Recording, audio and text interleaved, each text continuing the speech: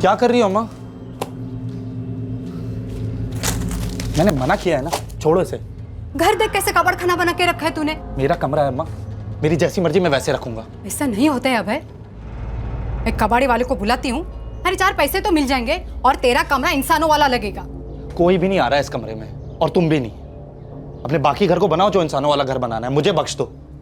और हाँ, जब बाहर जाओ तो दरवाजा बंद कर देना।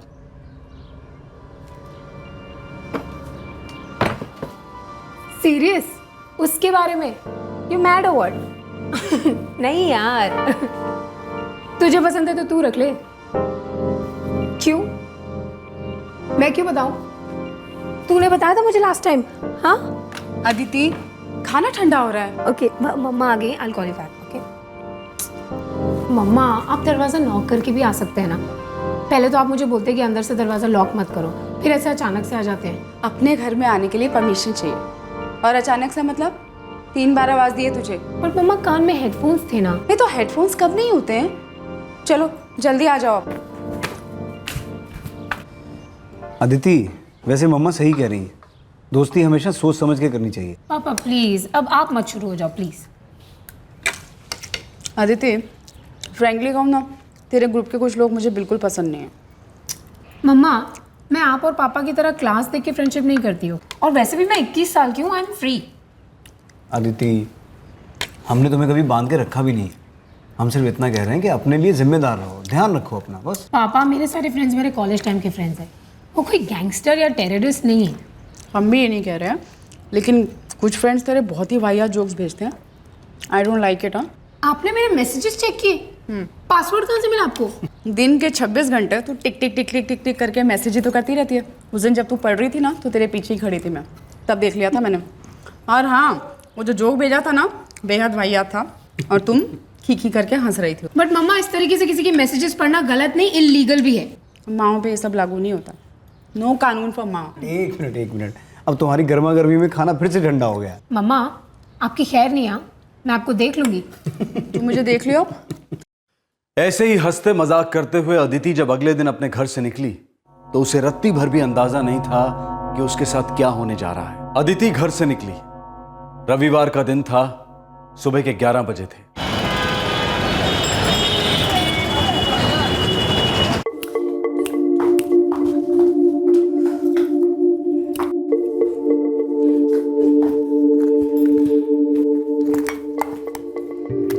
अदिति, लंच पे घर आने वाली हो ना?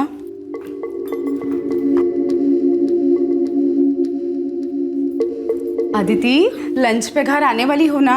ओह हाँ, नहीं मम्मा, हम लोग पहले शॉपिंग पे जाएंगे, फिर उसके बाद फ्रेंड्स के साथ ही थोड़ा कुछ खा लूंगी, फिर हैंग आउट करेंगे, फिर शाम को आ जाएंगे। ओके ठीक है, लेकिन 3:30 तक आ जाना। तेरे पापा ने कोई मूवी देखने का प्लान बनाया शाम को। ओके, तो 4 बजे तक आ जाऊंगी। अदिति, 3:30 बजे। ओके, 3:30। जाते जाते ना पापा का कोट लॉन्ड्री में देते हुए जाना। ओके। हाँ, और उसको बोलना अच्छे से लॉन्ड्री करेगा। हाँ, सैटरडे को पापा का सेमिनार है। ओके। ये ले बेटा, उसको बोलना वेडनेसडे तक रेडी चाहिए। हाँ अदिति, इसको निकाल काम से, इसको बोलना वेडनेसडे तक रेडी चाहिए। ओह ओके, हाँ bye bye.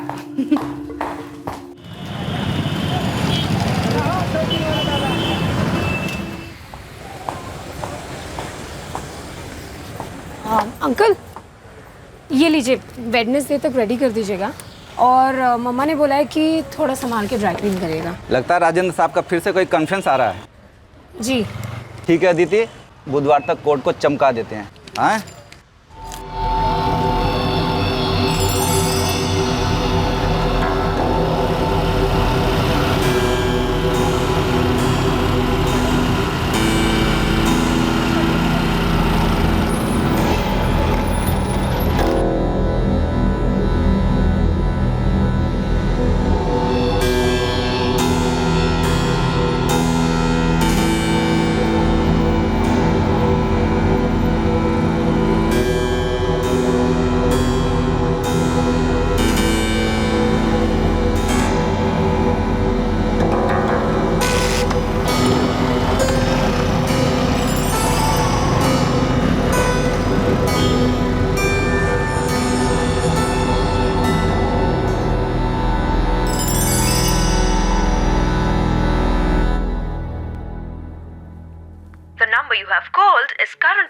switched off.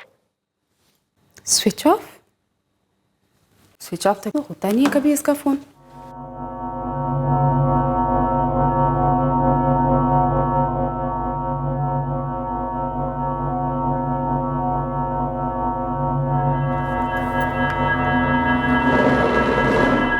The number you have called is currently switched off.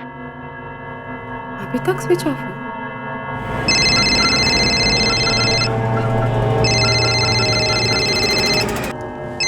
हाँ बोलो नलिनी। तुम्हारी लाडली अभी तक फोन स्विच ऑफ करके बैठी हुई है। 3:45 हो रहे हैं, पता है? तुमने सुबह से 10-20 फोन कर दिए होंगे। अरे बाबा, सुबह से एक भी फोन नहीं किया। फोन तो छोड़ो, SMS तक नहीं किया। अरे उसका फोन आउट ऑफ कवरेज होगा। अदिति अपना फोन स्विच ऑफ करती कहाँ है? 24 घंटे तो फोन पे लगी रहती है। लेकिन शॉपिंग मॉल में नेटवर्क कब नहीं होता ये बताओ। मैं भी घर आ ही रहा हूँ ना, देखना मेरे आने से पहले वो पहुंच जाएगी। ओके। हम आपको ऑलरेडी बता चुके हैं कि अदिति घर नहीं आई, लेकिन आगे जाने से पहले थोड़ा पीछे जाते हैं। रिवाइंड करते हैं सुबह 11:15 बजे लॉन्ड्री में कोट देने के बाद अदिति एक लड़के के साथ बाइक पर कहीं चली गई। अदिति के पेरेंट्स को कोई आइडिया नहीं था कि वो किसके साथ कहां गई। ये मीटिंग अदिति और सिर्फ अदिति ने प्लान की थी।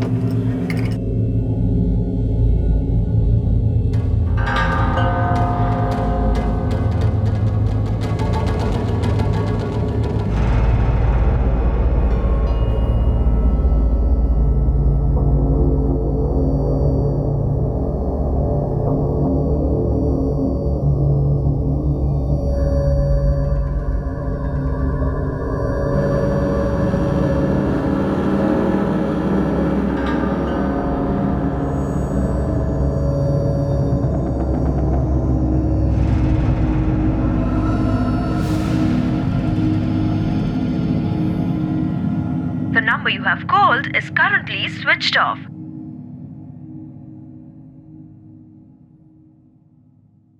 क्या हुआ? अभी तक स्विच ऑफ है। हाँ। ये इतनी देर तक तो कभी भी स्विच ऑफ नहीं रखती। उसको पता नहीं था कि 3:30 बजे घर आना है। अरे भूल गई होगी, अपने फ्रेंड्स के साथ कहीं बिजी होगी। एक बात कहूँ राज, मुझे ना कभी कभी बहुत डर लगता है। ये हमारी बेटी इतनी बेपरवाह, इतनी केयरलेस कैसे हो सकती है? केयरलेस और केयर फ्री में फर्क होता है। ये जनरेशन अलग है। कम ऑन राज, जो बात गलत है ना वो गलत है, चाहे फिर वो कोई भी जनरेशन हो। आदित्य अभी बच्ची है और ये सब बचपन में नहीं होगा तो कब होगा? अरे 21 साल की हो गई है। 21 साल बच्ची होती है और उसको नहीं पता कि मुझे कितनी टेंशन हो जाती है। अरे कैसे कैसे ख्याल आ रहे हैं मन में। चलो फोन नहीं कर सकती थी, कम से कम एक SMS तो कर देती। अरे रिलैक्स नलिनी, वो आ जाएगी। तुम चाय पियो। आप ही ने सर पे चढ़ा के रखा है उसको। अब उसका गुस्सा तुम मुझ पर क्यों उतार रही हो? कम ऑन यार, एज ऐसी हो जाता।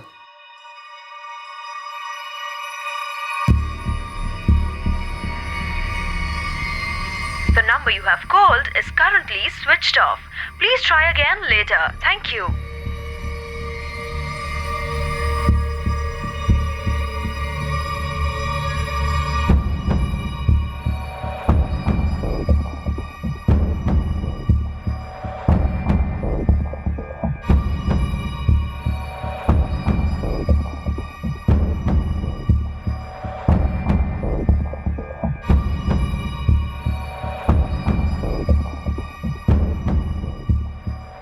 अदिति इतनी देर तक अपना फोन कभी स्विच ऑफ नहीं रखती। सुनो राज, मेरा बहुत दिल घबरा रहा है। अरे अपने फ्रेंड्स के साथ गई थी, अगर उसका फोन स्विच ऑफ हो गया था तो अपने किसी फ्रेंड के फोन से तो कर सकती थी। तुम्हें पता अपने कौन से फ्रेंड्स के साथ गई थी वो? डिटेल्स देती है क्या आपकी बेटी कभी? बस इतना कह के गई थी कि फ्रेंड्स के साथ घूमने जा रही है। एक काम करो, तुम्हारे पास उसके जितने भी फ्रेंड्स के नंबर्स हैं ना, मुझे दो।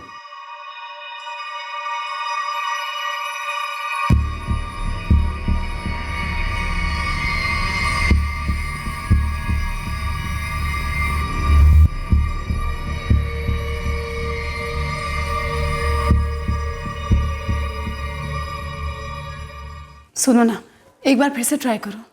हाँ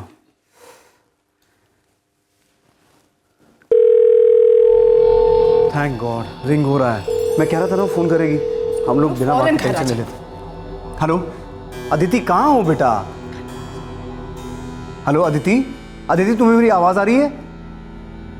hello Aditi, can you hear me? Hello hello कौन बोल रहा है? हेलो, तुम कौन हो भाई? अदिति से बात करवाओ मेरी, उसे बोलो उसके पापा का फोन है। अदिति कहाँ है? वो बात नहीं कर सकती। क्यों क्यों बात नहीं कर सकती? मैं उसे हॉस्पिटल ले जा रहा हूँ। हॉस्पिटल? हॉस्पिटल? थोड़ी बीमार है। क्या हुआ क्या उसे? कौन से हॉस्पिटल लेके जा रहे हो? NM civil hospital. लेकिन तुम उसके दोस्त हो, उसके बाकी के दोस्त कहाँ हैं? उसको लग गई। तुम्हारा नाम क्या है? हेलो अरे क्या हो गया? अरे पता नहीं, कोई लड़का था, वो बोल रहा था कि उसको हॉस्पिटल लेके जा रहे हैं। अरे लड़का कौन है जिससे आप बात कर रहे हैं? मुझे नहीं पता, हम चलते हैं। एनएम सिविल हॉस्पिटल बोल रहा था। आओ। चलो जल्दी से।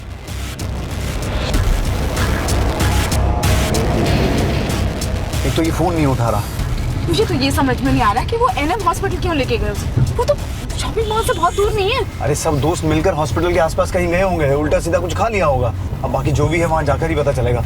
लो तुम फोन लगाओ इसको। दो।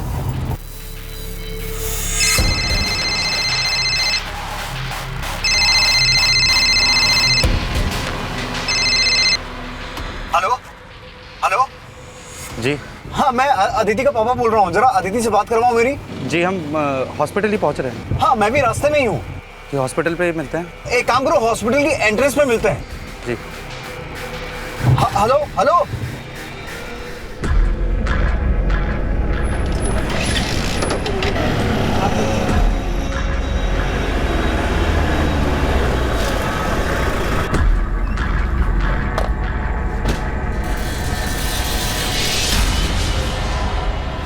यहाँ तो कोई नजर नहीं आ रहा राज। हेलो हाँ हाँ हाँ, मैं अदिति का फादर। कहाँ हो तुम लोग? जी अंकल, 5 मिनट में पहुंचने ही वाले हैं। अरे तुम पहुंचे क्यों नहीं अभी तक? अंकल रास्ते में बस पहुंच ही रहे हैं। अच्छा मैं एंट्रेंस पे खड़ा हूँ।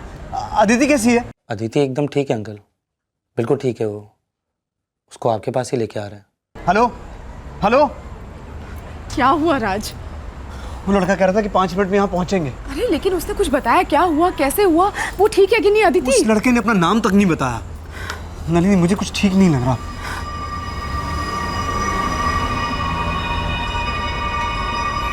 राज 20 मिनट हो गए, फोन लगाओ जल्दी से। 5 मिनट बोला था उन्होंने।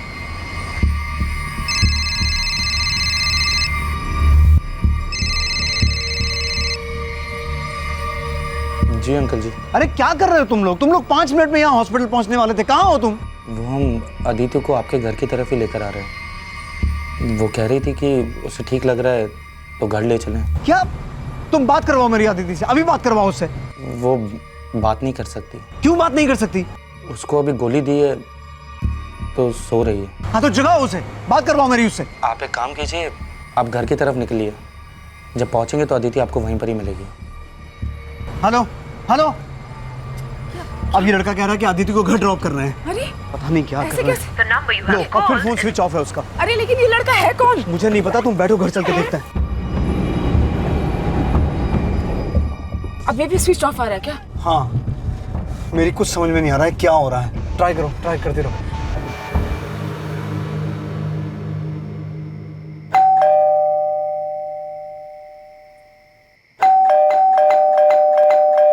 आज आप अपनी चाबी से खोलो ना, सो रही होगी, तबीयत ठीक नहीं है उसकी। जल्दी खोलो। अदिति, अदिति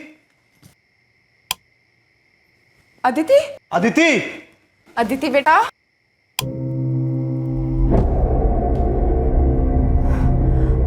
यहाँ भी नहीं। अदिति। हाँ क्या अंदर तो नहीं है? यहाँ भी नहीं है। हो सकता है वो यहाँ पहुंचे ही ना हो। आप फोन लगाइए दोबारा से, जल्दी लगाइए। The number you have called is currently switched off. Switch off. Raj मेरा बहुत दिल घबरा रहा है। मुझे पता नहीं क्यों ऐसा लग रहा है कि हमारी अदिति के साथ कुछ कुछ बहुत बुरा हो रहा है। कुछ बहुत बुरा हो गया दीदी के साथ रहा।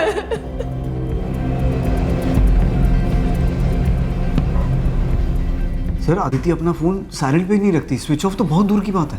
जिस लड़के ने आपको फ़ोन किया था उसने आपको अपने बारे में कुछ भी नहीं बताया? नहीं सर, मैंने जितनी बार भी उसका नाम पूछा या तो उसने टाल दिया या फोन काट दिया। यंग सी आवाज़ थी।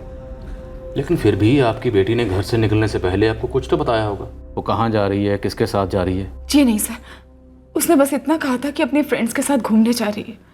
और मैंने उसके काफ़ी फ्रेंड्स को फ़ोन किया लेकिन वो किसी के साथ नहीं गई, किसी को कुछ पता ही नहीं है। कोई बॉयफ्रेंड? एक था विजय त्रिपाठी।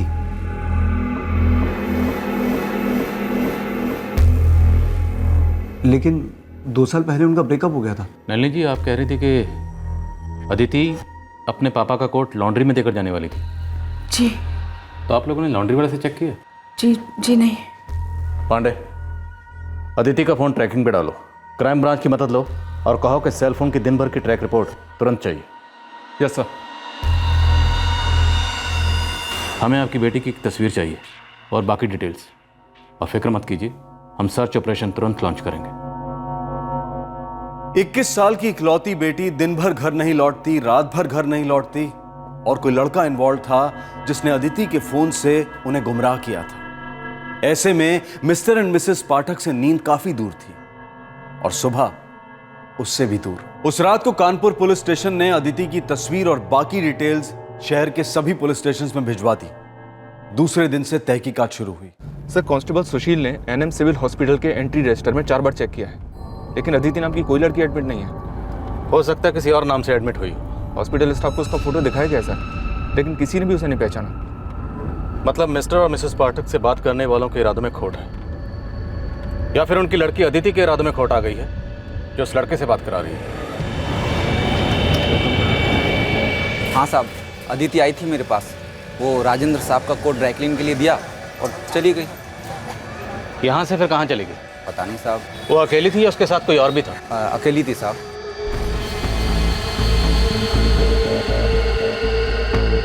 तो सर, सोसाइटी के गेट के पास एक सीसीटीवी कैमरा है और दूसरा कैमरा वहाँ बिल्डिंग के कॉर्नर पर है। इन दोनों कैमरास की फुटेज मंगवाओ, सुबह 11 से 12 के बीच की। बोल दिया सर, सीडी बन रही है। विजय त्रिपाठी का क्या हुआ? अदिति का एक्स बॉयफ्रेंड फोन उठा नहीं रहा है, लेकिन मैंने उसके नंबर पे मैसेज छोड़ दिया।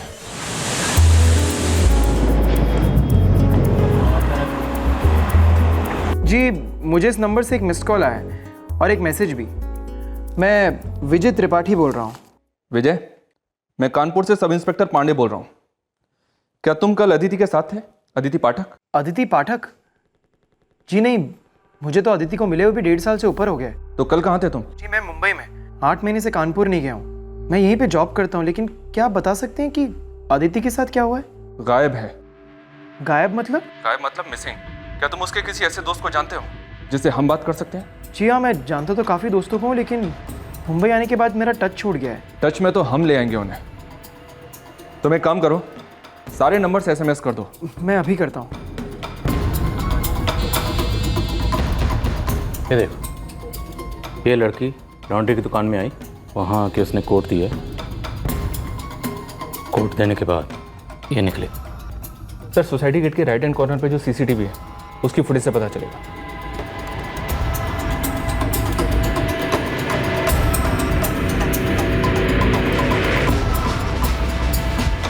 ये लड़की लॉन्ड्री की दुकान पे आई तो अकेली थी, लेकिन किसी लड़के के साथ बाइक पे बैठ के जा रही। कदकाठी से तो यंग सा लगता है सर, उसका हम उम्र ही होगा। लेकिन बाइक का नंबर क्लियर नहीं है सर। लेकिन बाइक की हेडलाइट के ऊपर एक स्टिकर लगा हुआ है।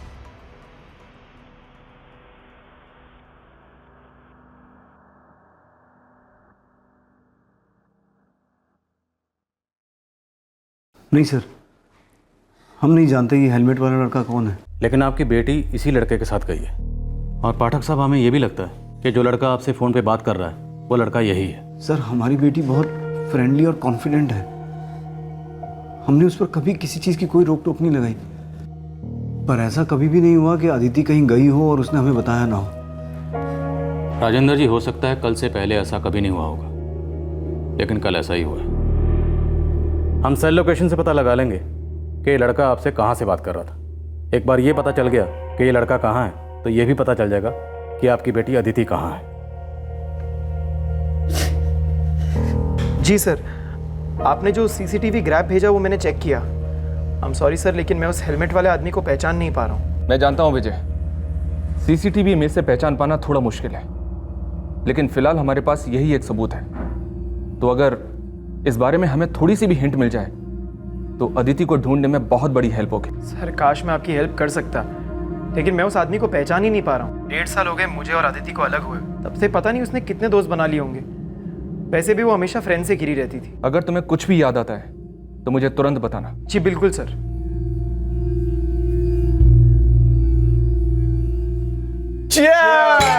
विजय के लिए, जो मुंबई जाके खूब सारे पैसे कमाने वाला है और आज का बिल भी भरने वाला है।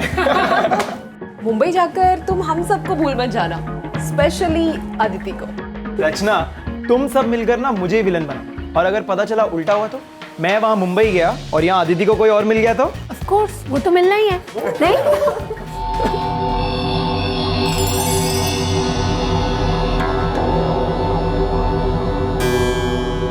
So, no hard feelings, हाँ? Nope. हार्ड फीलिंग्स का क्या, चार डालूं मैं?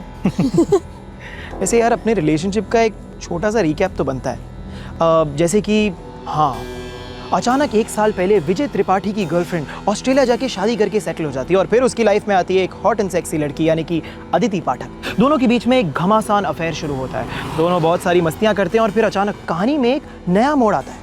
विजय त्रिपाठी चला जाता है मुंबई अपनी जॉब करने के लिए और दोनों के रास्ते अलग हो जाते हैं। लेकिन क्योंकि दोनों का रिलेशनशिप एक ओपन रिलेशनशिप है तो दोनों के रिलेशनशिप में ना ही कोई गम होता है ना ही कोई दर्द होता है, लेकिन होता है तो बस ढेर सारी बेस्ट विशेस और ढेर सारी सेक्सी यादें। अब आगे आगे आगे आई डोंट नो यार, व्हाटएवर।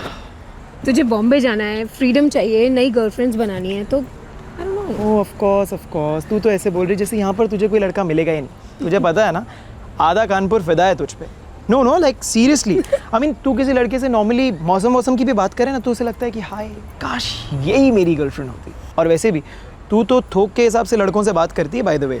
तू जा बे, तू बॉम्बे जा और ऐश कर। 1 मिनट, तू कहीं सेंटी तो नहीं हो रही ना? सेंटी? और मैं, वो भी तेरे लिए? तो मुझे बिल्कुल भी नहीं जानता ना। या आई नो यू, तू कभी सेंटीमेंटी नहीं होती। तू जहाँ भी रहेगी खुश रहेगी। यस। जहाँ भी रहेगी कूल रहेगी, राइट? राइट।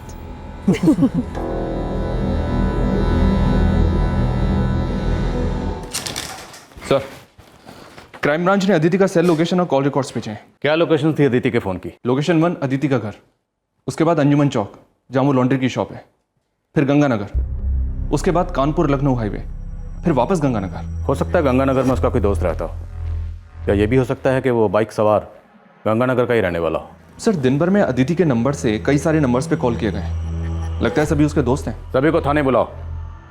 2 दिन होने को आए हैं अदिति को गायब हुए। ये लड़की खुद अपनी मर्जी से कहीं चली गई है या कोई हमें गोल गोल घुमाने की फिराक में है? किसी गुमशुदा बच्चे के लौटने का इंतजार एक खंजर की तरह होता है जो एक तरफ यादों को चीरता है और दूसरी तरफ भविष्य के भी खौफनाक टुकड़े कर देता है। अदिति के माँ बाप ना चाहते हुए भी इन मायूस ख्यालों के दलदल में धंसते जा रहे थे।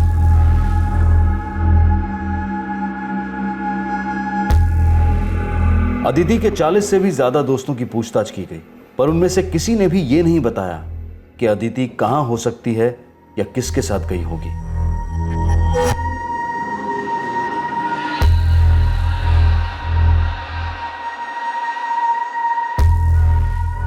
बस एक लड़का था जो जानता था कि अदिति कहां थी और किस हाल में थी, पर उस तक पुलिस अब तक पहुंच नहीं पाई थी।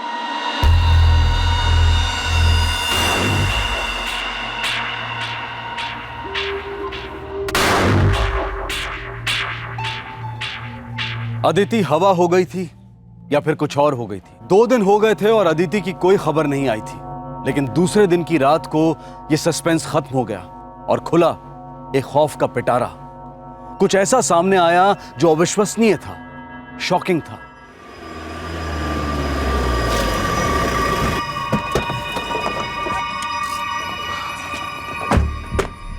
शाम के वक्त एक आदमी इस रास्ते से गुजर रहा था।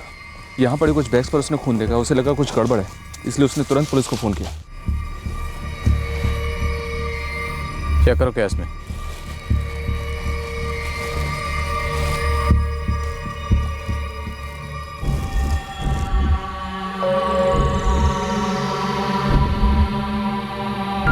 साहब, सब बॉडी पार्ट्स है, पर सर नहीं। किसी औरत के बॉडी पार्ट्स लगते हैं, कोई जवान लड़की भी हो सकती है।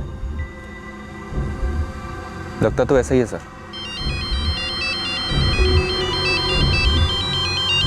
हेलो सर, हनुमान चौक से कॉल आया था। किसी ने देखा कि कुत्ते पॉलिथीन में लिपटी हुई किसी चीज़ के लिए लड़ रहे थे। एक टीम थी वहाँ पे, उन्हें पता चला किसी का कटा हुआ सर है, एक लड़की का सर है सर। ठीक है, हो सकता है सर ये बॉडी और वो सिर दोनों एक ही लड़की के हों। चलो चलते हैं। इन बॉडी पार्ट्स को हॉस्पिटल भिजवा दो।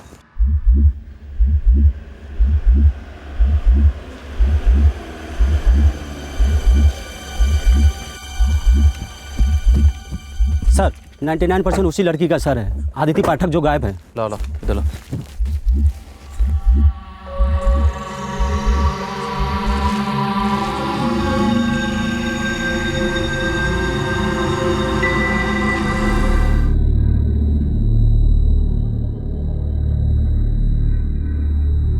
सीसीटीवी फुटेज में बाइक के नंबर प्लेट के सिर्फ UPJ ये अक्षर दिखाई दे रहे थे।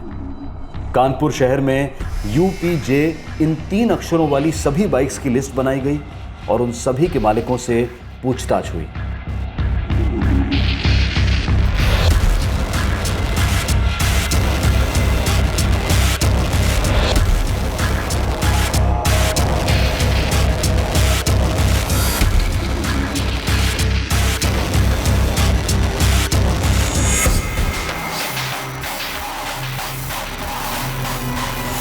पूरे 3 दिन 24 घंटे पुलिस ने अपने हर मुमकिन सोर्स के थ्रू उस बाइक को ट्रेस करने की कोशिश की जिस पर अदिति उस हेलमेट वाले लड़के के साथ गई थी। एक जवान लड़की की इस तरह की भयंकर हत्या ने पूरे शहर के रोंगटे खड़े कर दिए थे और पुलिस पर जबरदस्त दबाव था। अदिति के गायब होने के 5 दिन बाद और उसकी टुकड़ों में कटी लाश मिलने के 4 दिन बाद एक बहुत ही अजीब तरीके से कानपुर पुलिस अदिति के हत्यारे तक पहुंच गई।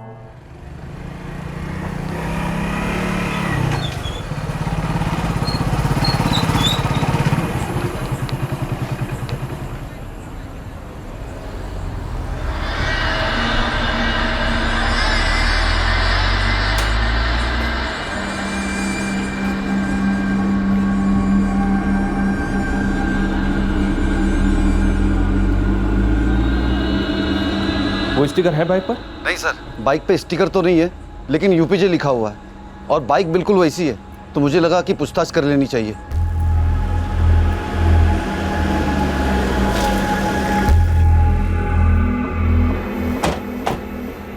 सर, यही बाइक है।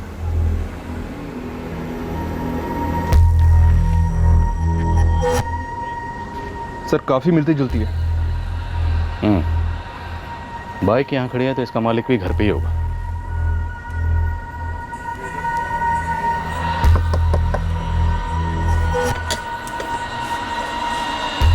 जी, ये बाइक तुम्हारी? हाँ।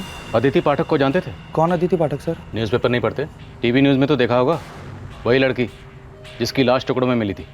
ओह हाँ सर, सुना था मैंने, मैं उस अदिति पाठक को नहीं जानता हूँ सर। सर बाइक पे यहाँ पर स्टिकर था, लेकिन लगता है कि इसे हाल ही में निकाला गया है।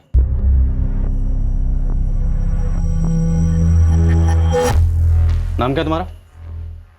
अभय। अभय क्या? अभय वर्मा सर। तुम्हारी बाइक पे यहाँ एक स्टिकर था, कहाँ है वो स्टिकर? सर मैं आपको पहले ही बोल चुका हूँ सर, मैं किसी अदिति पाठक को नहीं जानता, ना ही मैं कभी उससे मिला हूँ, ना कभी देखा, ना कुछ। ये स्टिकर कैसे निकला मुझे नहीं पता सर। अरे सर हद है, आप अंदर का घुसे चले जा रहे सर। पुलिस वाले तो क्या हो गया, आप लोग अंदर नहीं घुस सकते ऐसे। सर मैं आपको बोल चुका हूं मैं किसी अदिति पाठक को नहीं जानता। अरे छोड़ो सर प्लीज मुझे। सर ऐसे, सर वो मेरा सामान है घर का, आप ऐसे थोड़ी बिगाड़ सकते हो उसको। अरे सर मेरी बात तो सुनिए सर। रुकिए सर, उसको खराब कर देंगे सर सब कुछ। आप मेरा सर, मेरी किताबें तो छोड़ दीजिए सर, वो मेरे पढ़ाई की किताबें सर। अरे सर, सर क्या कर रहे हो? उसको देखिए सर, वो गिर जाएगा सर वहां पे सब। सर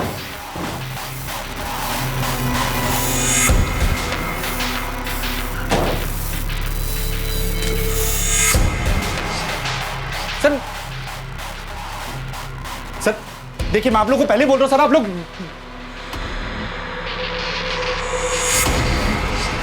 महेश। जी सर।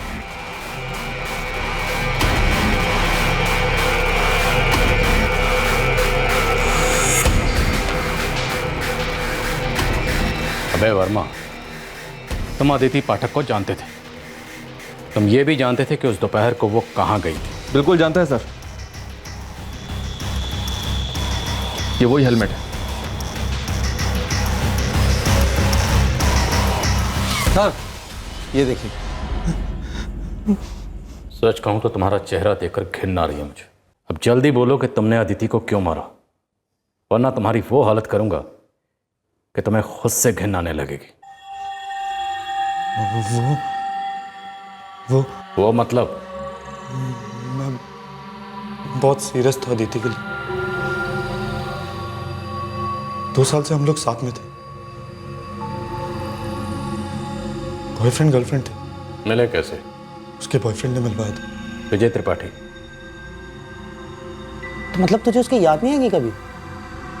तू उसको मिस नहीं करेगा? इंसान है, यादें हैं तो आएंगी। लेकिन वैसे एक बात कहूँ, इतनी भी कोई याद नहीं आएगी। एक्चुअली ना, मैंने और अदिति ने पहले ही डिसाइड किया था कि हमारे बीच जो भी था ना, अब वो नाम के लिए भी नहीं होगा। जब तक जो भी था, जैसा भी था, अच्छा था। लेकिन अब नहीं है। अब अपने अपने रास्ते जाओ, अपनी अपनी जिंदगी जियो। मैं अदिति को पहले भी विजय के साथ कई बार मिला था, और उसी के फोन से मैंने अदिति का नंबर चुराया था और फिर कॉल कर दी। फिर फ्रेंडशिप हुई,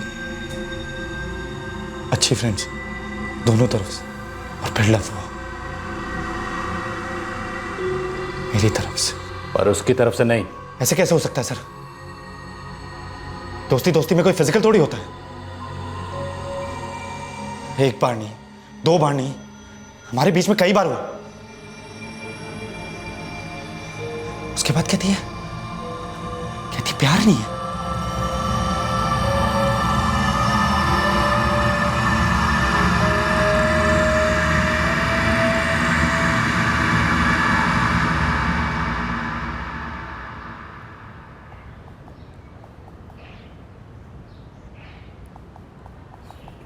अदिति, ये ऐसी कैसी चैटिंग कर रही हो तुम? ऐसी चैटिंग कैसी होती है? ऐसी मतलब ये अडल्ट चैट, ये वल्गर जोक्स और ये non veg jokes. What? Dude, relax, okay? जब मेरे मॉम डैड कूल है इन सब जोक्स से, तो तुम्हें क्या प्रॉब्लम हो रही है? ये फेयर नहीं है अदिति। मैं पहले ही बता रहा हूँ तुम्हें। क्या फेयर नहीं है? ये जो रैंडम लड़के तुमको अडल्ट जोक्स भेजते, तुम उसको स्माइली और थम्स अप करके रिप्लाई करती हो। तो प्रॉब्लम क्या है? सिर्फ लड़कों को मजा आता है क्या? How dare you! अभय, मेरा फोन वापस दो। मेरा फोन कोई छूता नहीं है। फोन वापस दो प्लीज। ये राजेश, ये विक्रम, ये कौन सा ग्रुप है तुम्हारा? ये मेरे फ्रेंड्स का ग्रुप है and it's none of your business, okay? Just give it back. ये चैट करती हो ना तुम? हाँ, इतना वल्गर, इतना भद्दा। एक्सक्यूज मी, ये जोक्स मैंने बनाए नहीं है, समझे? ये जोक्स फॉरवर्ड होते हैं और हम सिर्फ शेयर करते हैं और कमेंट करते हैं, समझे? ये लल्लू जैसे क्या बात कर रहे हो तुम? और ये भी जोक है ना? हाँ, मेरे ऊपर जोक होगा। दूसरे लड़कों के साथ सेल्फीज। बॉयफ्रेंड मैं हूं तुम्हारा, और सेल्फीज दूसरे लड़कों के साथ खिंचाती हो तुम। क्या माजरा है अदिति? तुम इतना भी लल्लू मत समझना मुझे। भाई, तुम्हारे किसी भी सवाल का जवाब नहीं मिलेगा, समझे? एक तो मेरी प्राइवेसी इन्वेट करते हो, ऊपर से हर चीज में अपना एक मैं घुसा देते हो, चीजों को पर्सनली लेते हो। इनसिक्योर हो तुम, समझे? इनसिक्योर हूं मैं? हाँ, तो उसका मतलब मैं तुम्हारा बॉयफ्रेंड नहीं हूं? बॉयफ्रेंड ठीक से बने नहीं हो, समझे? और पतियों जैसा बिहेव कर रहे हो। बॉयफ्रेंड भी ठीक से बने नहीं हो का क्या मतलब है अदिति? हाँ, 20 मिनट पहले हम दोनों यहाँ क्या कर रहे थे? हमारे बीच में कोई रिश्ता नहीं है। प्लीज ये फिल्मी डायलॉग्स मत मारो कि इस रिश्ते का नाम क्या है और ये सब। मैंने तुम्हें पहले ही बोला था कि मुझे सीरियस नहीं होना है, ओके? बस इतना समझ लो कि मैं तुम्हारे साथ एंजॉय करती हूँ और तुम भी करो। तुम आम खाओ ना यार, पेड़ क्या गिन रहे हो? अदिति, मैं तुम्हारे लिए बहुत सीरियस हूँ। I really love you Aditi. Please यार, मैंने तुम्हें फर्स्ट डेट पे ही बोला था कि मुझे सीरियस होना ही नहीं है, समझे? मैं सीरियस नहीं होना चाहती, मैं उस टाइप की हूं ही नहीं। और अगर मुझे सीरियस होना भी है तो तुम्हारे साथ। Come on. मेरे फोन में उसका नाम कुमार के नाम से सेव था और उसके फोन में मैं मनीष। वो मुझे दुनिया से छुपाती थी। जब दिल किया फोन किया, आ गई। हम फिजिकल होते, फिर वो चले जाते। प्यार का नाम तक नहीं लेती थी। उस दिन भी उसी ने फोन किया था? खुद आई थी? जी नहीं, जब से उसकी माँ ने उसको मना किया था तब से हम फोन पे नहीं बात करते थे। सिर्फ चैट पर ही मैसेज से बात होती थी, जो भी होती थी। उस दिन भी मैंने उसको चैट पर ही मैसेज करके बुलवाया था, उसको पिक भी किया था। मुझे हमारे बारे में बात करनी थी, हमारे फ्यूचर के बारे में, हमारी लाइफ के बारे में। लाइफ के बारे में बात करनी थी और उसकी लाइफ ही ले ली। लेकिन मेरा उसको मारने का कोई इरादा नहीं था। मैं तो उसे प्यार करता था।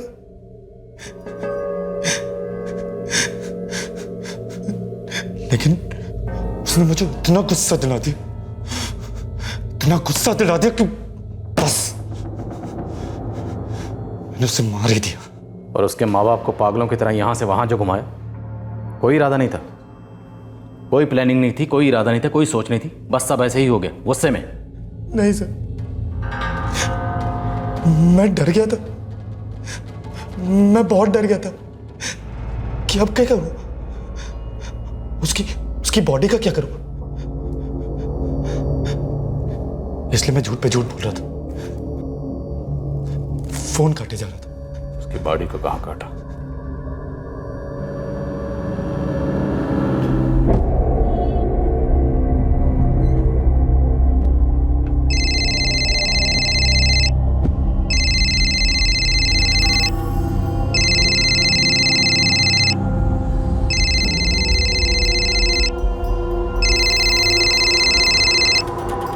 हेलो हेलो जी हाँ, मैं अदिति का पापा बोल रहा हूँ। जरा अदिति से बात करवाओ मेरी। जी हॉस्पिटल पे ही मिलते हैं। तुम्हारा नाम क्या है?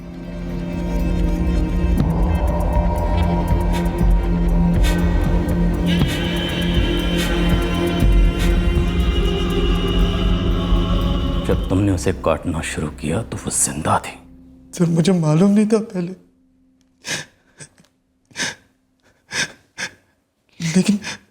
लेकिन जैसे मैंने उसे काटना शुरू किया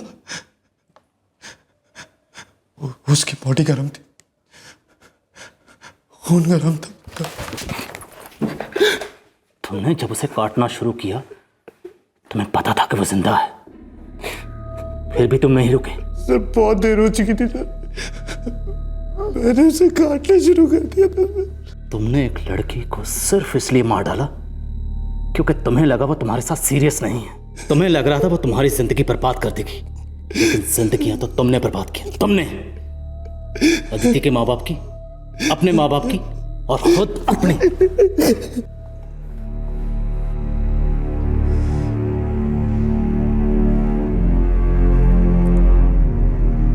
क्या नाम बताया आपने? जी, अभय वर्मा।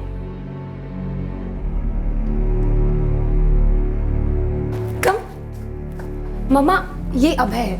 नमस्ते। I'll just get ready and come. Okay?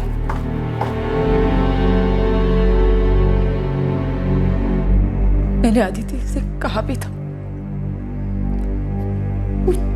वो लड़का मुझे ठीक नहीं लगा। इसलिए उन दोनों ने एक दूसरे के नंबर अलग अलग नाम से सेव किए थे ताकि आपको शक ना हो। उस लड़के ने मेरी बेटी को सिर्फ इसलिए मार दिया कि वो उसको लेकर सीरियस नहीं थी। जी, उस लड़के का तो यही कहना है। उसका कहना है कि उसे इस बात से चिढ़ थी कि अदिति अपने दूसरे मेल फ्रेंड्स के साथ फ़ोन पर अडल्ट जोक शेयर करती थी और उसे अदिति की दूसरे लड़कों के साथ दोस्ती पसंद नहीं थी। मुझे भी ये बात पसंद नहीं थी, कई बार समझाया था उसको। नलिनी जी, आप उसकी माँ हैं, आपके मन में फिक्र थी, लेकिन उस लड़के के मन में जलन। दोनों में ज़मीन आसमान का फर्क है। जानती हमारी हो। मैंने उसे पूरी आजादी दी थी ताकि अपनी जिंदगी खुल के जिए। वो इतना चाहते थे अपना ध्यान रखे। पाठक साहब, आपके इरादे नेक थे, और वैसे भी बच्चों को आजकल थोड़ी आज़ादी और पर्सनल स्पेस देना ज़रूरी है। आपने वही किया, और आपकी बेटी ने भी उस आज़ादी का कोई गलत फ़ायदा नहीं उठाया। हाँ, वो अपनी ज़िंदगी अपने तरीके से जीना चाहती थी, वो किसी से कोई झूठा वादा नहीं करना चाहती थी, लेकिन ऐसा करके वो किसी का कोई नुकसान नहीं कर रही थी। शायद अदिति को इतना बेपरवाह, इतना केयरलेस नहीं होना चाहिए था। नहीं लल्ली जी, मैं ऐसा नहीं मानता। देखिए, गलती अदिति की नहीं है, गलती उस अभय वर्मा की है, जिसने अपनी जलन मिटाने के लिए जुर्म का सहारा लिया, संगीन जुर्म का। हाँ, मैं इतना ज़रूर कहूँगा कि अदिति को अभय वर्मा की तरफ से थोड़ा केयरफुल होना चाहिए था।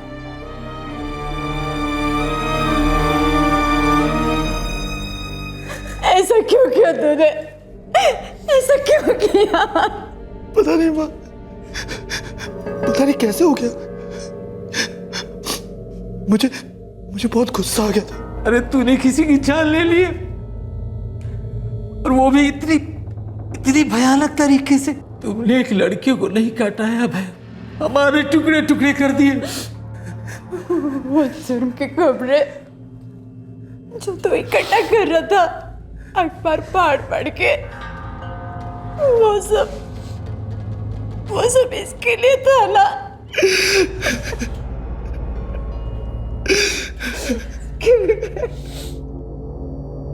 जिस दिन अभय ने अदिति का कत्ल किया था, उस शाम को वो अपने एक दोस्त को शराब पीने ले गया था। पुलिस ने उससे पूछताछ की तो उसने पुलिस को बताया कि उसे उस कत्ल के बारे में कुछ मालूम नहीं था। अभय ने कोई जिक्र नहीं किया, और ना ही अभय के बर्ताव में कोई फर्क था। अभय पर आईपीसी की धारा 302 के तहत हत्या के लिए और धारा 201 के तहत सबूत मिटाने के चार्जेस लगाए गए हैं। इस वक्त उसे जुडिशियल कस्टडी में भेज दिया गया है, और इस केस में चार्जशीट फाइल हो चुकी है। हमारे समाज में अक्सर जब किसी औरत के साथ कोई संगीन जुर्म होता है तो उसके चरित्र पर सवालिया निशान लगाए जाते हैं। उसके आचरण, उसके कपड़े, उसका दौड़ना, उसका हंसना, खाना पीना, खेलना, जीना, हर चीज पर टिप्पणियां होनी शुरू हो जाती हैं। ऐसा करना ना सिर्फ आधे जन सामान्य की बहुत बड़ी तौहीन है, बल्कि पूरे जन सामान्य को सदियों पीछे ले जाता है। असल में समाज के माइक्रोस्कोप के नीचे उसे लाना चाहिए जो औरतों के प्रति संगीन जुर्म करता है। स्त्री पुरुष के रिश्तों में जलन, पॉसेसिवनेस, इनसिक्योरिटी, ये स्वाभाविक इमोशंस हैं, लेकिन इनसे निपटने के लिए जुर्म का सहारा लेने की प्रवृत्ति को सख्ती से रोकने की जरूरत है। बेहद दुख की बात है कि एक जवान लड़की को इस तरह अपनी जान गंवानी पड़ी। उसे प्यार से बड़ा करने वाले माँ बाप कैसे भर पाएंगे इस जख्म को, इस खालीपन को? क्या अदिति को दी गई आजादी कुछ ज्यादा थी? कतई नहीं। एक लड़की की व्यक्तिगत आजादी, मर्जी, फैसला लेने की ताकत एक विकृत, संकुचित दिमाग के डर से कैसे तय हो सकती है? क्या यह अन्याय नहीं है सारी औरत जात के प्रति? इस शुक्रवार, शनिवार और रविवार हम पेश कर रहे हैं गुजरात और महाराष्ट्र के केसेस हैं 2 बच्चियों के। एक की जंग थी इस दुनिया में आने के लिए, और दूसरी की जंग थी इस दुनिया में रहने के लिए। दोनों बच्चियां इतनी मासूम थीं कि उनके कोमल मन ये समझने की उम्र में भी नहीं थे कि बेदर्द दुनिया कितनी गिर सकती। इस बार लड़का होना ही चाहिए। जब दहेज देने की बात आएगी ना तो कमर टूट जाएगी। जानते नहीं ये गैर कानूनी है। इस प्रॉब्लम का इलाज है मेरे पास। तो आज का केस आस्था की दास्तां।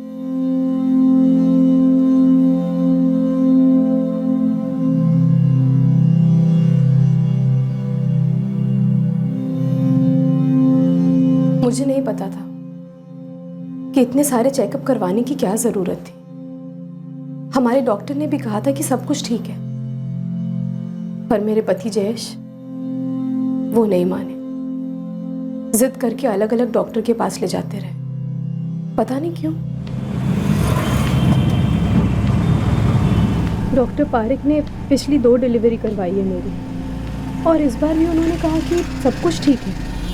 फिर हम दूसरे डॉक्टर के पास क्यों जा रहे हैं? दूसरे डॉक्टर के पास जाने में हर्ज भी क्या है? हाँ, और जो कर रहा हूँ तुम दोनों की भलाई के लिए ही तो कर रहा हूँ।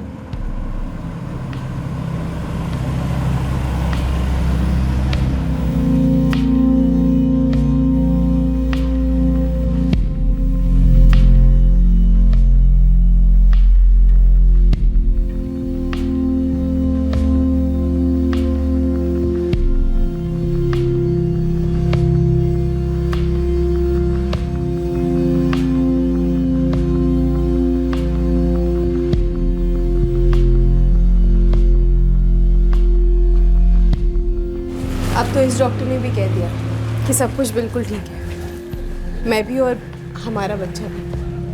अब तो आपको तसल्ली हो गई ना?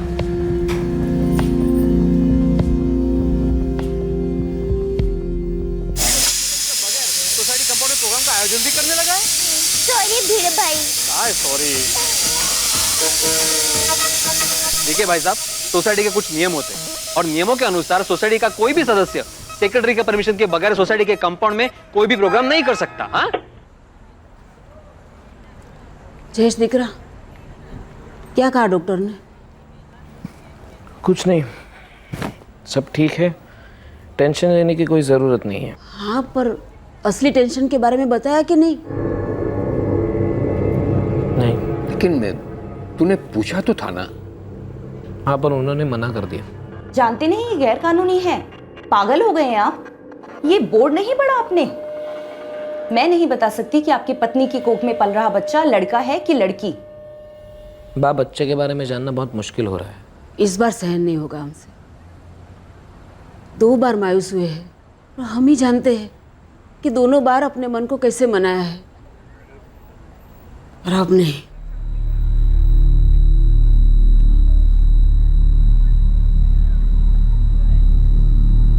ये वजह थी उनकी परेशानी की। 2 बेटियां। मेरे पति और सास ससुर चाहते थे कि इस बार बेटा ही होना चाहिए, पर क्या ये मेरे हाथ में था? क्या इसमें मैं कुछ कर सकती थी? देखने सुनने में यह विचारधारा कितनी ही पिछड़ी और संकुचित क्यों न लगे, लेकिन निराशाजनक सच्चाई तो यही है कि आज भी यह दकियानूसी सोच लोगों के दिमाग में घर बनाए बैठी है। अफसोस की बात तो यह है कि आस्था का पति जयेश भी अपने माँ बाप की इस अनुचित ख्वाहिश को जायज मानकर उसी रूढ़िवादी सोच की बेड़ियों से बंध गया था और अपनी पत्नी से उस चीज की मांग कर रहा था जिसे पूरा कर पाना दरअसल आस्था के हाथ में था ही नहीं। मैंने कही दऊं छू, इस बार लड़का ही होना चाहिए। ये क्या कह रहे हैं आप? क्या कहूं? इस बार नहीं चलेगा, इस बार लड़का होना ही चाहिए। अरे पर इसमें मैं क्या कर सकती हूँ? और डॉक्टर्स भी कहते हैं कि बच्चे का लड़का या लड़की होना औरत पर नहीं आदमी पर निर्भर करता है। तू मुझे विज्ञान मत सिखाया, जो करना है कर। हाँ, घर को कुलदीपक देना औरत की जिम्मेदारी होती। 8 साल से आस लगाए बैठे हैं मेरे बापू जी। 2 बार उन्होंने कुछ नहीं कहा है, लेकिन इस बार उनका पोता पाने का सपना पूरा होना ही चाहिए। समझ तू इस बात को।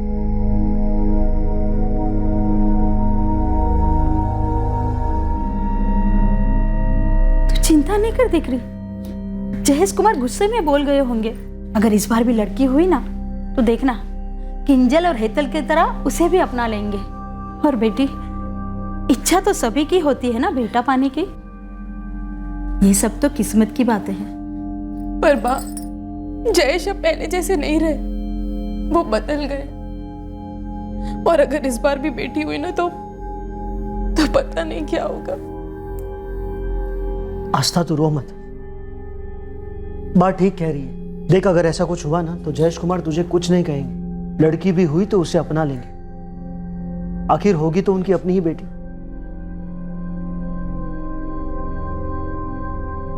क्या बात इतनी आसान थी? जब मैं पहली बार मां बनने वाली थी, मेरे सास ससुर तो तभी से बेटे की उम्मीद लगाए बैठे थे। उन्हें तो पूरा विश्वास था कि लड़का ही होगा। पूरे मोहल्ले में कहते फिरते थे, बेटे के आने की खुशियां मना रहे थे।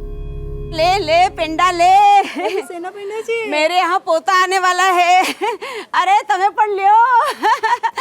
अरे शारदा, ले ले आ पेंडा खा। अरे कई खुशी मचित्रा। अरे मैं दादी बनने वाली हूँ, मेरे यहाँ पोता आने वाला है। पर आस्था की डिलीवरी को तो भी टाइम है ना, अभी तो 1 महीना बाकी है। तो अभी से पेड़े क्यों बांट रही है? मुझे अभी से पता है कि लड़का ही होगा, और तू फिक्र मत कर, पोते के आने के बाद भी तुझे पेड़े खिलाऊंगी। तू खा और सबको खिला घर में। हाँ, मैं बाकी सबको बांट के आती हूँ। पर फिर भी उन्होंने मेरी बेटी को अपना लिया, शायद इस उम्मीद में कि अगली बार लड़का ही होगा। पर जब अगली बार भी लड़की हुई तो उनकी मुझसे लगाई सारी उम्मीदें टूट गई। एक प्यारा पति, ख्याल रखने वाले सास ससुर, सब बदल गए। आस्था की सास मानो उसे बेटियां पैदा करने की सजा दे रही थी। अब आस्था तीसरी बार मां बनने वाली थी उसे अंदाजा भी नहीं था कि उसके घर वालों के मन में क्या चल रहा है। जयेश और उसके पेरेंट्स आस्था और उसकी कोख में पल रहे मासूम की जिंदगी के साथ खेल रहे थे। बेटे की अंधी चाहत में एक गुनाह करने जा रहे थे।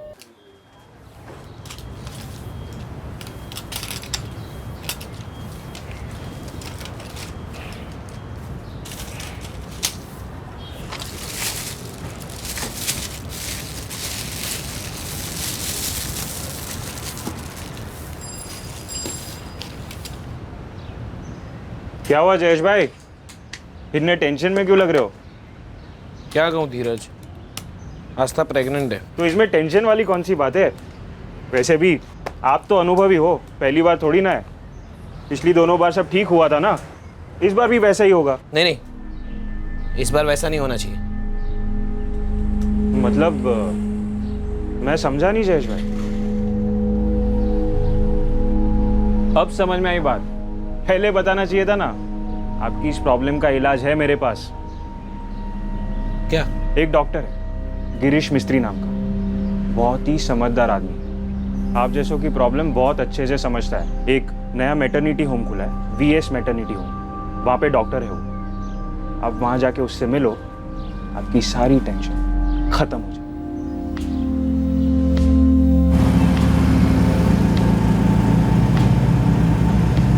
जयेश, हम अभी तो डॉक्टर पूजा के पास गए थे, अब फिर से इस नए डॉक्टर के पास जाने की क्या जरूरत है? अरे मैंने सुना है बहुत अनुभवी डॉक्टर है ये, बड़ा ही एडवांस मैटरनिटी होम है इनका। और तुम क्यों टेंशन ले रही हो? मैं जो भी कर रहा हूँ तुम्हारी और बच्चे की भलाई के लिए ही तो कर रहा हूँ।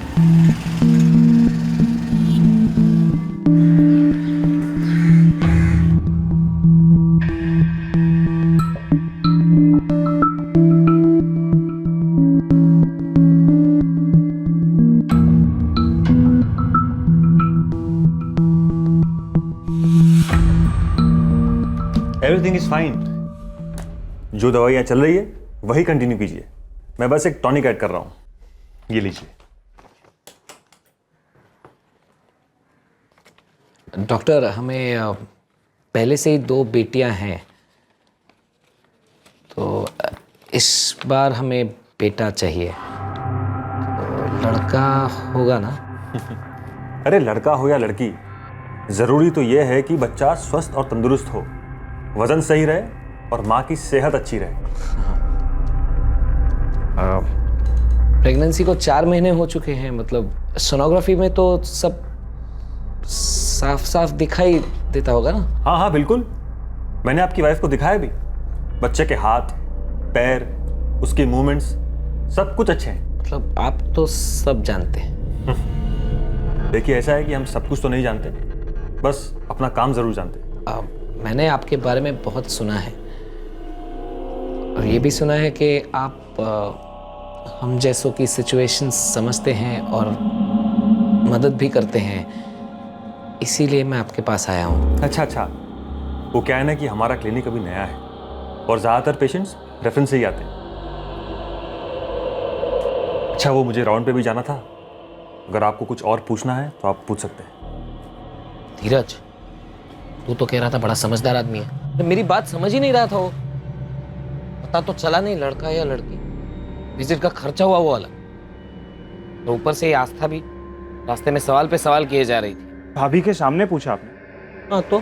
हाँ जयेश, अरे भाभी के सामने थोड़ी बताएगा वो, ये सब गैर कानूनी काम है, छिपा के करने पड़ते हैं। आप एक काम करो, अकेले में जाके बात करो। क्या समझा आपने मुझे? आपकी हिम्मत कैसे हुई ये सब कहने की? Sorry doctor. क्या सॉरी? आप फार्मेसी पढ़े हो, केमिस्ट की नौकरी करते हो, आपको इतना नहीं पता कि ये काम इलीगल है?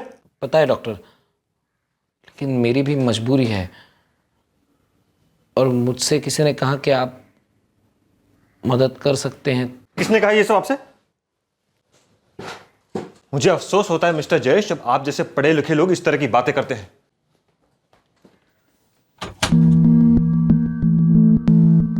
किसने मेरे बारे में बताया आपको? जाने दीजिए ना डॉक्टर साहब, मुझसे गलती हो गई। गलती तो हुई है आपसे, आपको समझना चाहिए था कि इस तरह की बातें खुलेआम नहीं होती। और मिस्टर जयेश, ऐसे काम की कीमत होती है। क्या कीमत होगी? 15,000। 15,000 ले आइए, मैं बता दूंगा आपकी पत्नी के पेट में बेटी पल रही है या बेटा।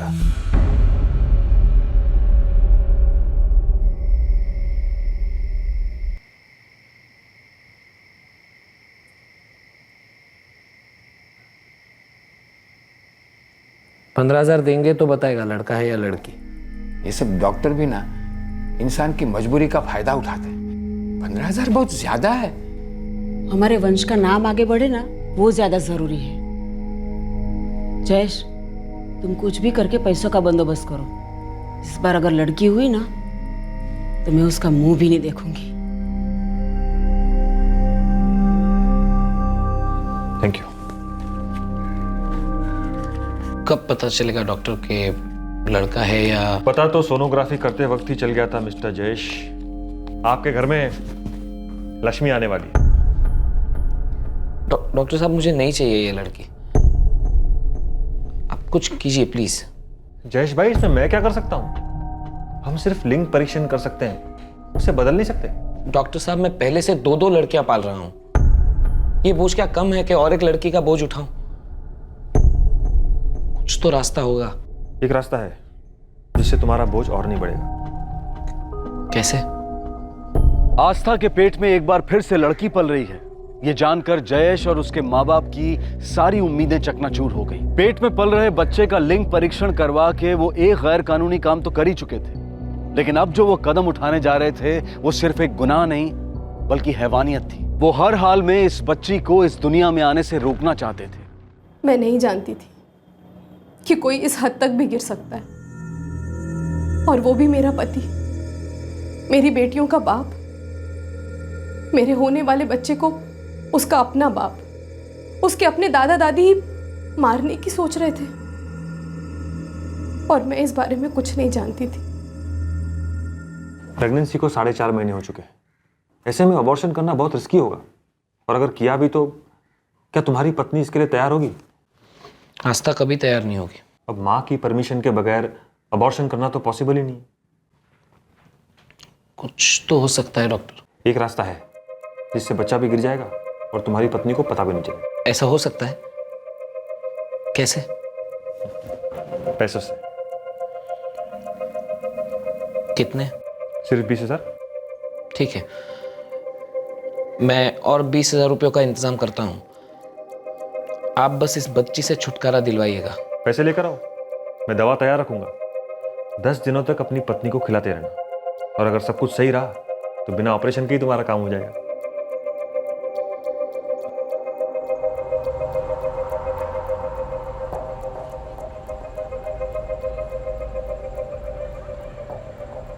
वाह,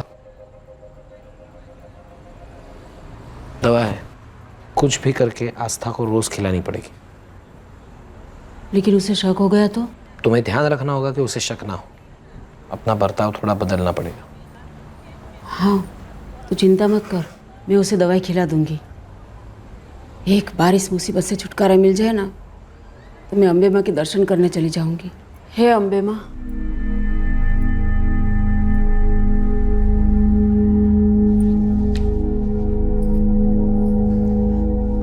अरे अरे अरे बेटा, आटલું બધું वजन नहीं उपाड़। तुम्हारे और बच्चे के लिए अच्छा नहीं है। तुम्हारा ध्यान रखो तुम, हम है ना काम करने के लिए।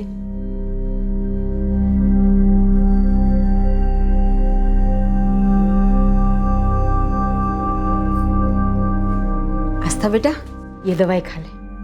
पर बाप, दवाई तो मैंने ले ली। ये खास दवाई है। वो जो मेरी सहेली है ना उषा, उसकी पहचान वाला डॉक्टर अमेरिका से डिग्री लेके आया है।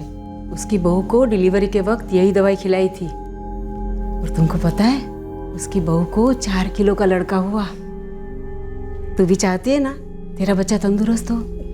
हाँ, तो ले, ये दवाई खा ले।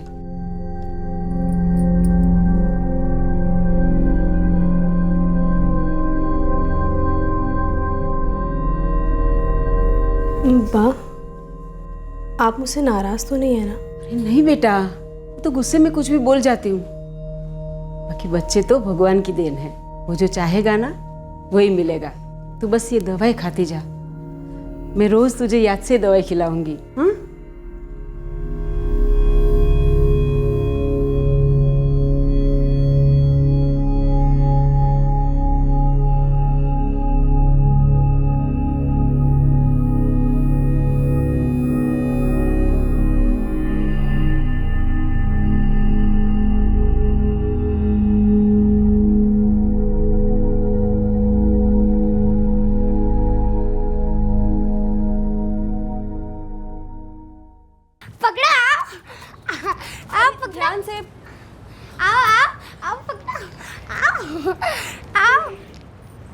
जयेश दिख रहा 2 हफ्तों से रोज दवाई दे रही हूँ, लेकिन लगता नहीं कुछ असर हो रहा है। मुझे तो ऐसा लग रहा है पेट थोड़ा और बढ़ गया है। ये डॉक्टर मिस्त्री ने हमसे पैसा लेके हमें उल्लू तो नहीं बनाया ना?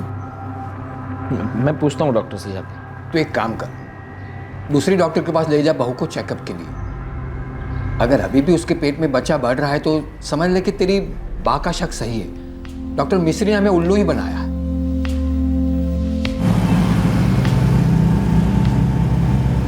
मुझे कुछ समझ में नहीं आ रहा है। मेरी 2 डिलीवरी हो चुकी है और इससे पहले तो कभी ज़रूरत नहीं पड़ी इतने डॉक्टर्स के पास जाने की।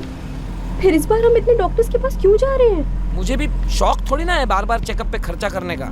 जो कर रहा हूँ तुम्हारे और तुम्हारे बच्चे की भलाई के लिए कर रहा हूँ ना।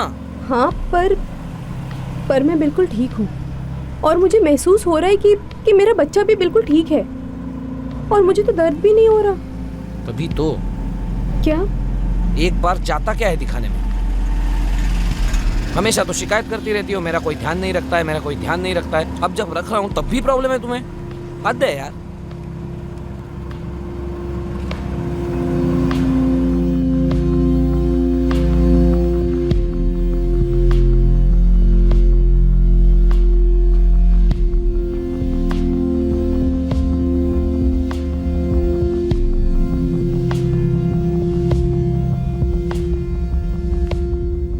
बच्चा बिल्कुल ठीक है। इट्स अ हेल्दी चाइल्ड, डरने की कोई ज़रूरत नहीं है।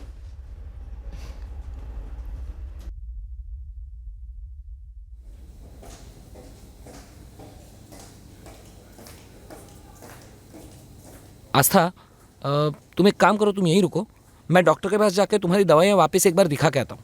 बैठो। आपका दिमाग तो ठिकाने पर है? 21वां हफ्ता चल रहा है आपकी वाइफ को, ऐसे में अबॉर्शन की बात कर रहे हैं आप? मैडम दरअसल वो हमें बच्चा नहीं चाहिए, वो गलती से रह गया था। 5 महीने के ऊपर हो चुके हैं अब। अगर अब अबॉर्शन करते तो माँ की जान को खतरा हो सकता है। आप ऐसा सोचिए भी मत और ना ही दोबारा ऐसी बात मुझसे कीजिएगा। अच्छा होगा आप अपनी पत्नी का ख्याल रखिए।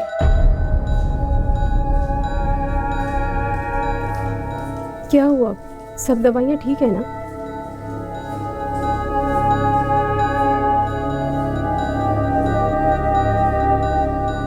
ये कौन सी दवाई दी थी आपने? बच्ची तो बढ़ते ही जा रही है। क्या फायदा हुआ आपको इतने पैसे देने का? मेरा इरादा सिर्फ तुम्हारी मदद करने का था। अब दवाई असर नहीं कर रही है तो उसमें मैं क्या कर सकता हूँ? आप बताइए डॉक्टर साहब, मैं क्या करूँ? मुझे नहीं चाहिए ये लड़की। अब कोई चारा नहीं है, ना दवा असर कर रही है ना अबॉर्शन हो सकता है। कुछ नहीं हो सकता अब।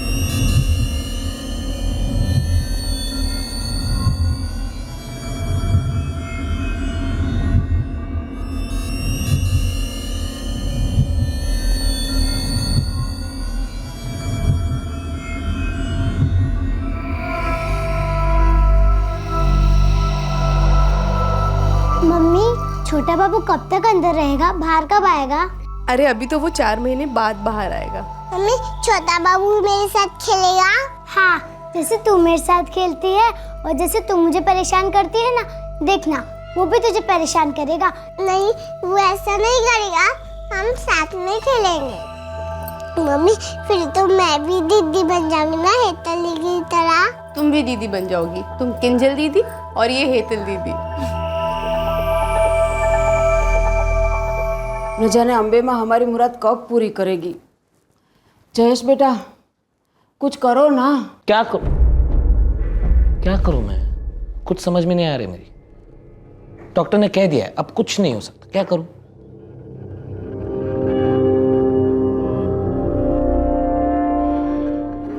कहते हैं कि जिंदगी देना उसके हाथ में। इंसान चाहे कितनी भी कोशिश कर ले, होता वही है जो ऊपर वाले की मर्जी होती। लेकिन कुछ इंसानों में इंसानियत छोड़कर हैवानियत अपनाने की क्षमता होती है। वो ये भूल जाते हैं कि उनके घिनौने अपराध की कीमत उन्हें चुकानी ही पड़ती है। ऐसा क्या हो जाता है कि इंसान के अंदर कि वो किसी दूसरे इंसान की जान लेने को तैयार हो जाता है? किसी को मार कर क्या कभी कुछ हासिल हो सकता है? देखो, मुझे भी बुरा लगा कि उस दिन मैं तुम्हारी हेल्प नहीं कर पाया। उस दिन के बाद मैंने बहुत सोचा। मुझे सिर्फ एक ही सॉल्यूशन नजर आ रहा है। क्या? ऑपरेशन करना होगा। ये ऑपरेशन काफी कॉम्प्लिकेटेड होगा। कीजिए ना। देखो, ऑपरेशन काफी रिस्की है, इसलिए पैसे भी ज्यादा लगेंगे। कितने? 35,000। 35,000? जयेश, ज्यादा सोच मत, दे दे। कहां से लाऊं? पिछली बार एफडी तोड़वा के दिए पैसे, अब कहां से लाऊं? जब दहेज देने की बात आएगी ना तो कमर टूट जाएगी। इससे अच्छा है अभी किसी से उधार ले ले। लाखों का कर्जा लेने से अच्छा है ना हजारों की उधारी ले ले। ये सही कह रहे जयेश, इस मौके को हाथ से जाने मत दे। बस अम्बे माँ इस मुसीबत से छुटकारा दिला दे।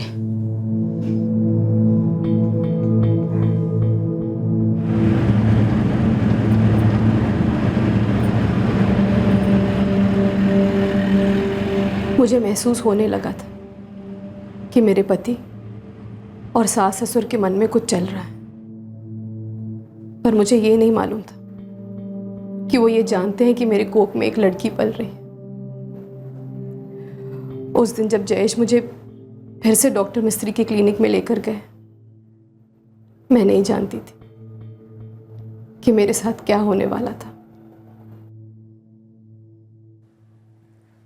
डॉक्टर, ये इंजेक्शन किस लिए? कुछ नहीं, विटामिन का इंजेक्शन है। लेकिन विटामिन के लिए तो मैं दवाइयाँ ले रही हूँ, और इसके पहले की 2 प्रेगनेंसी में भी इन महीनों में मैंने कभी कोई इंजेक्शन नहीं लिया। फिर तब की बात और थी, तब आपकी उम्र भी तो कम थी। आफ्टर 30 कुछ चेंजेस आते हैं बॉडी में, तभी एक्स्ट्रा विटामिन की जरूरत पड़ती है।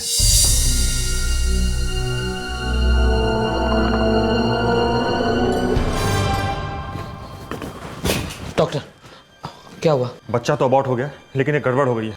अब क्या हुआ? आस्था की ब्लीडिंग नहीं रुक रही है, खून काफी बह रहा है। तो कुछ कीजिए डॉक्टर, रोकिए उसकी ब्लीडिंग को। अब ये केस मेरे बस का रहा नहीं, उसे अभी के अभी दूसरे हॉस्पिटल में शिफ्ट करना होगा। आप कैसी बातें कर रहे हैं डॉक्टर? इस हालत में कहां लेके जाऊं मैं उसे? और दूसरे अस्पताल में, मतलब बच्चे की बात का भी तो पता चलेगा सबको। ऐसा कुछ नहीं होगा, तुम बस उसे किसी दूसरे हॉस्पिटल में ले जाओ, मैं एम्बुलेंस बुला कर लाता हूँ।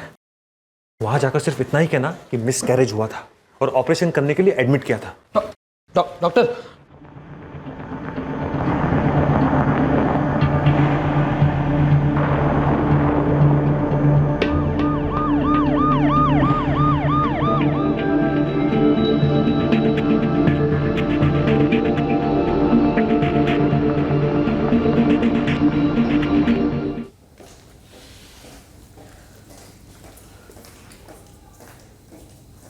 I am sorry mister Jayesh, यहाँ आने से पहले उनका काफ़ी खून बह चुका था। हम आपकी वाइफ को नहीं बचा पाए हैं। हाँ जयेश, बच्चे का काम हो गया ना? हाँ बाबूजी, लेकिन आस्था। क्या हुआ आस्था को? आस्था नहीं रही। आस्था नहीं रही? ये सब बच्चा गिराने की वजह से हुआ? हाँ। ये सब गड़बड़ी की वजह से हम पर कोई मुसीबत तो नहीं आएगी ना? मेरी डॉक्टर मिस्त्री के साथ बात हो गई है, वो सर्टिफिकेट दे देंगे कि बच्ची माँ के पेट में ही मर चुकी थी, इसीलिए ऑपरेशन करना पड़ा। माँ की जान बचाने के लिए ये ज़रूरी था, और इस अस्पताल के डॉक्टर्स भी वही कहेंगे, क्योंकि मैंने उनसे वही कहा है। मैं आस्था के मायके वालों को खबर कर देता हूँ। क्या ये सब कैसे हो गया? क्या हुआ आस्था को?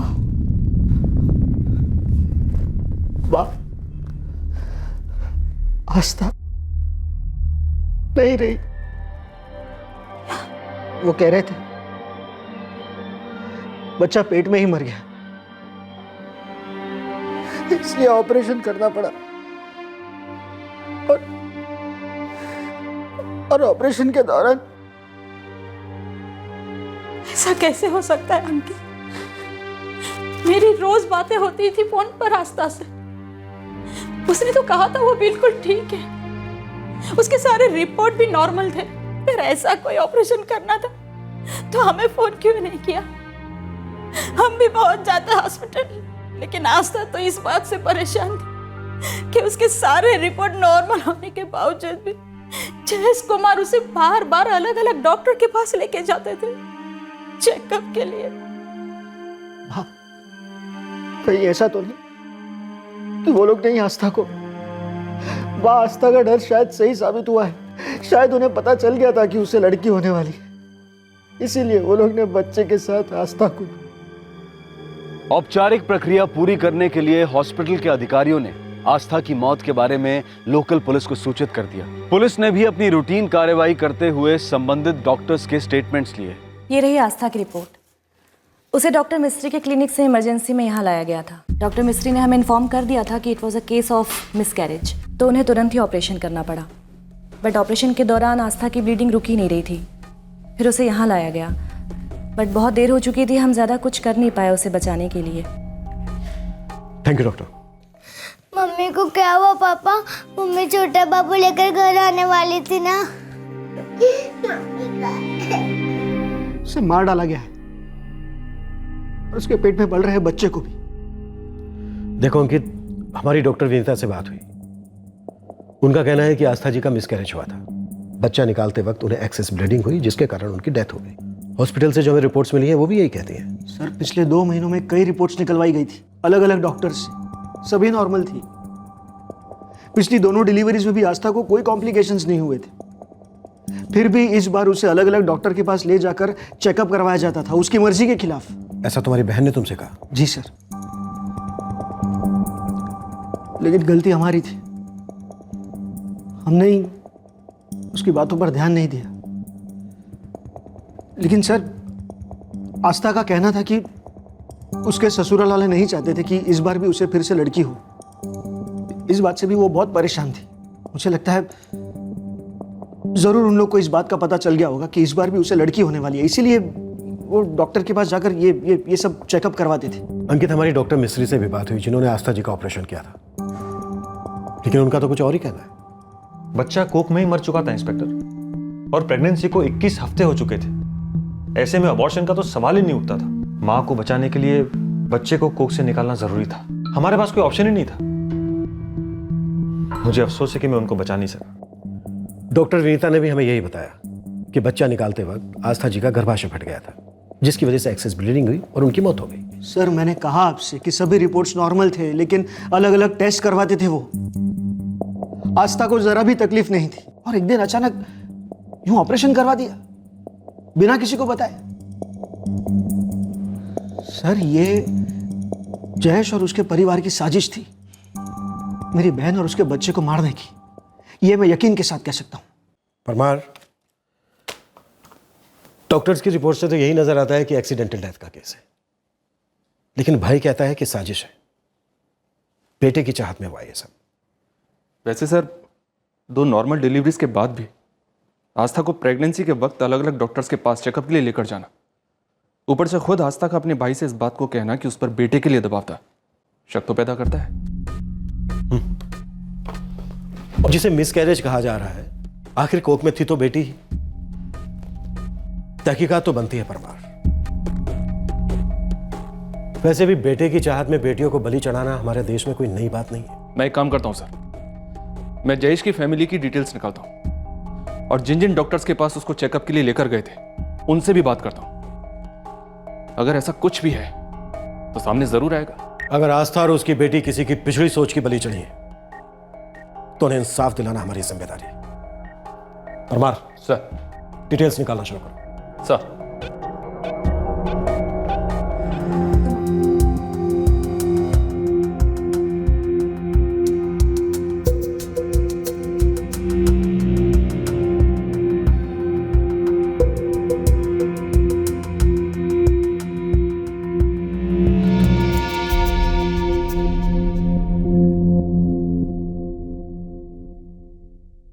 जी हाँ, जयेश आचार्य पिछले महीने ही अपनी पत्नी के साथ यहाँ आया था। बच्चा और माँ दोनों की कंडीशन बिल्कुल नॉर्मल थी, लेकिन ये सुन के उसे झटका लगा और उसने वापस आके मुझसे अकेले में अबॉर्शन के लिए भी पूछा। हमें बच्चा नहीं चाहिए, वो गलती से रह गया था। मैंने उसे साफ मना कर दिया और यहाँ से चले जाने के लिए कहा, लेकिन उसके बाद वो यहाँ नहीं आया। धीरज, मैं सच कह रहा हूं, मुझ में जरा सा भी धीरज नहीं। अगर तूने मुझसे झूठ बोला या कोशिश भी की तो मैं तुझे इतना मारूंगा कि तू हमेशा हमेशा के लिए दवाइयां बेचना भूल जाएगा।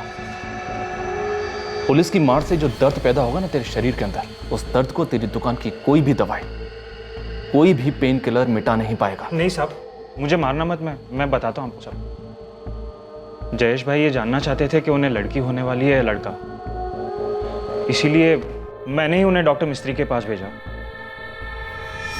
मैं जानता था कि डॉक्टर मिस्त्री पैसा लेके ये काम करते हैं। वहां जाके उन्हें पता लगा कि आस्था भाभी को लड़की होने वाली है और वो लोग नहीं चाहते थे कि लड़की हो।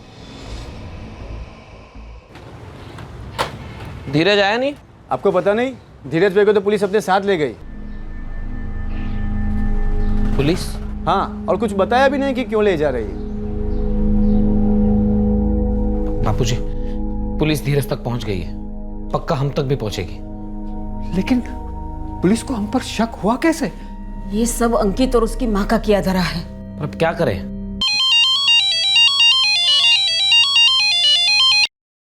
हेलो, हाँ हाँ, ठीक है, हम पहुंचते। कौन था? पुलिस स्टेशन बुलाया हम सबको। क्या हुआ पापा? कुछ नहीं बेटा, तुम लोग अंदर जाओ, खेलो, मैं आता हूँ। हाँ? एक काम कर बेटा, तुम अकेले ही चले जाओ। वो लोग कुछ भी बोले ना तो अपनी बात पे अड़े रहना और कहना मैंने कुछ नहीं किया है। हाँ, सही कह रहे तेरी बा। अगर हम तीनों जाएंगे तो तीनों फंसेंगे, एक दूसरे की मदद भी नहीं कर पाएंगे। झूठ है ये सब। लगता है अंकित को अपनी बहन की मौत का सदमा लगा है, इसीलिए ये सब बकवास बातें फैला रहा है वो। सदमा तो अब तुझे लगेगा जयेश, क्योंकि तेरी एक घटिया सोच अब सबको पता चल चुकी है। डॉक्टर पूजा, जिनसे तूने यह जानना चाहा कि आस्था की कोख में लड़का है या लड़की। डॉक्टर लता, जिससे तूने बच्ची को ऑपरेट करवाने की बात की। कुछ याद आया? मैं अपने तरीके से याद दिलवाऊं। जब तेरी इन दोनों जगह बात नहीं बनी तो तूने अपने दोस्त धीरज से मदद मांगी, जिसकी सोच भी तेरी ही तरह गिरी हुई है। तब उसने तुझे डॉक्टर मिस्त्री के बारे में बताया। तूने धीरज से पैसे उधार लिए अबॉर्शन करवाने के लिए। जिस दुकान पर तू काम करता है उस दुकान के मालिक से तूने एडवांस में सैलरी उठाई ऑपरेशन कराने के लिए। उन पैसों से तूने अपनी बीवी, अपनी बेटी को मरवाया, कत्ल करवाया उनका।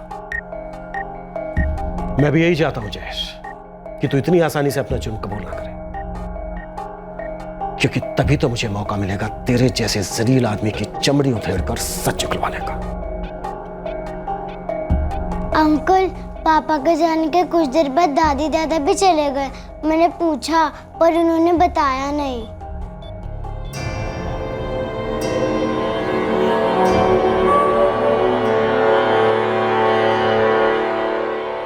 सरासर झूठ है ये। कोई मेरी इमेज खराब करने की कोशिश कर रहा है। ये बोर्ड भी लगाया है हमने, देखिए। सर, मैं ऐसा इल्लीगल और इनह्यूमन काम करने की सोच भी नहीं सकता। सोच तो आप ये भी नहीं सकते डॉक्टर मिस्त्री कि अगर हमने आपका ऑपरेशन किया तो आपका क्या होगा। शायद वही जो आस्था के साथ हुआ। आपकी भी ब्लीडिंग नहीं रुकेगी और इमरजेंसी में आपको दूसरे हॉस्पिटल में शिफ्ट करना पड़ सकता है। जयेश ने अपना मुंह खोल दिया है और आपकी पोल भी। चलिए, हमने अपने लॉकअप में आपके ऑपरेशन की सारी तैयारियां करके रखी है।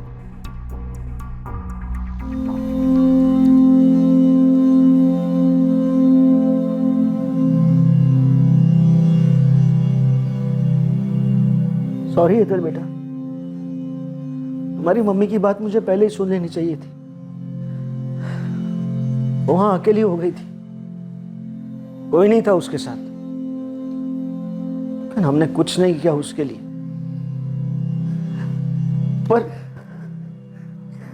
पर तुम दोनों को मैं अकेला नहीं छोड़ूंगा। तुम्हारी मम्मी ने तुम्हारे लिए जो भी जिंदगी सोची है वो देने की पूरी कोशिश करूंगा, कोई कमी नहीं आने दूंगा।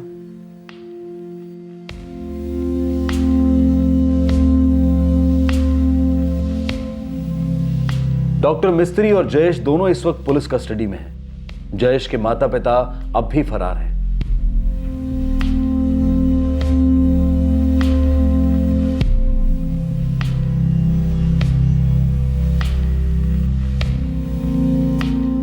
डॉक्टर मिस्त्री जिस मैटरनिटी होम में काम करते थे उसका रजिस्ट्रेशन कैंसिल करने की प्रक्रिया शुरू कर दी गई है। जल्द ही हॉस्पिटल सील कर दिया जाएगा। डॉक्टर मिस्त्री के स्टेटमेंट के मुताबिक हॉस्पिटल के 2 डायरेक्टर्स भी इन गैर कानूनी गतिविधियों में शामिल थे और उसमें साथ दे रहे थे। हालांकि वो दोनों डायरेक्टर्स भी इस वक्त फरार हैं। जयेश, उसके माता पिता, डॉक्टर मिस्त्री और हॉस्पिटल के संचालक, इन सभी आरोपियों पर आईपीसी की धारा 114 के तहत अपराध को बढ़ावा देने के लिए, धारा 120B के तहत आपराधिक षड्यंत्र के लिए, धारा 304 के तहत गैर इरादतन हत्या के लिए, धारा 313 के तहत बिना महिला की इजाजत के उसका गर्भपात करवाने के लिए, धारा 314 के तहत गर्भपात के प्रयास के दौरान हुई हत्या के लिए और PNDT pre natal diagnostic techniques act of 1994 की धारा 22 के तहत लिंग परीक्षण तकनीक का गलत इस्तेमाल करने के लिए बुक किया गया है। सभी फरार आरोपियों को वांटेड घोषित किया गया है। आस्था की जान बच सकती थी और उसकी कोख में पल रही बच्ची की भी,